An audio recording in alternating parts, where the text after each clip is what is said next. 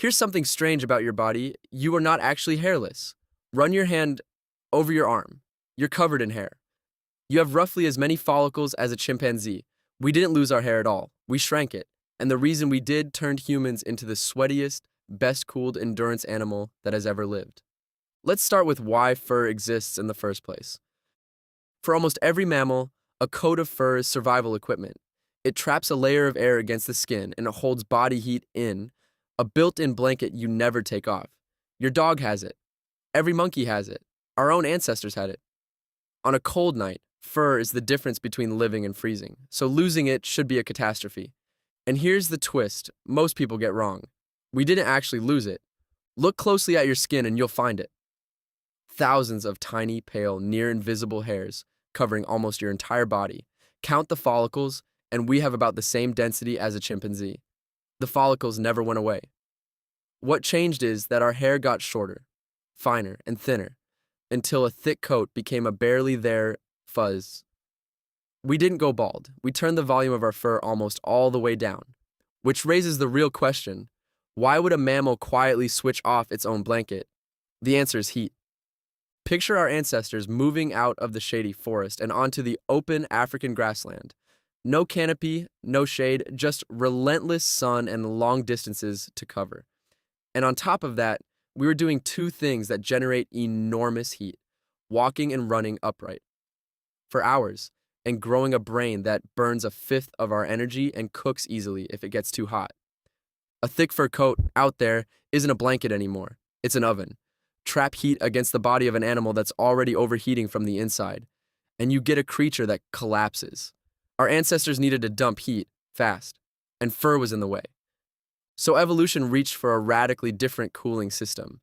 It thinned the fur down to nothing, and it covered us in sweat glands, millions of them, 2 to 4 million tiny taps that flood bare skin with water. When that water evaporates, it pulls heat straight off the body and into the air. This is the part people underrate. You are, by a wide margin, the sweatiest animal alive. Most mammals barely sweat at all. They pant, or find shade, or just stop moving. We turn sweating into a superpower. Bare skin plus millions of glands makes the best evaporative cooling system in the entire animal kingdom. Nothing else even comes close. And that changed what we could do. While every furred predator and prey animal was forced into the shade through the hottest hours, we could keep going.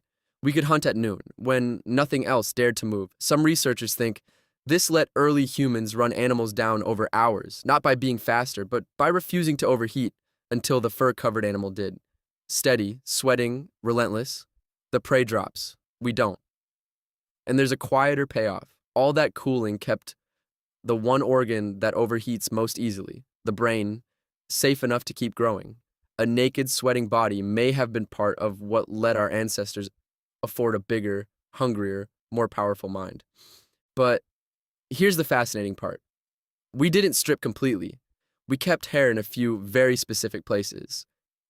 And every one of them is doing a job. Start at the top. The hair on your head never left, and it isn't decoration. Your scalp sits directly under the midday sun. Right above the brain you're desperately trying to keep cool. Head hair acts as a shield, blocking solar heat before it reaches the skull. And there's evidence that tightly curled hair does this best of all, trapping a cushion of air that keeps the scalp cooler while letting sweat evaporate underneath. Now the parts we're more shy about. We also kept hair in the armpits and around the groin. And no, that isn't random either. Those patches sit over glands that produce scent, and the hair helps hold and spread it. It may also reduce friction and chafing in the places two surfaces of the body rub together.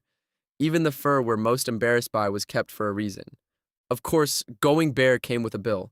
Once the fur was gone, our skin was suddenly exposed to the sun's radiation with no protection at all. So we had to evolve dark, melanin-rich skin to shield against it. And all that sweating means we need something few desert animals require in such quantity: a constant supply of water. Now, to be fair, cooling probably wasn't the only force at work. Fewer hairs may have meant fewer ticks, lice, and fleas, and less disease. And we may have started finding smooth skin attractive, which would push the trade along too. Evolution rarely has just one reason, but the deepest one, the one the evidence keeps pointing back to, is heat.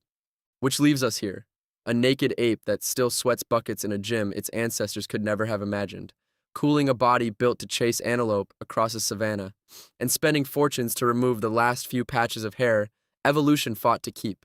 So no, we are not the hairless species. We are the species that turned its own skin into an engine and paid for a bigger brain and sweat.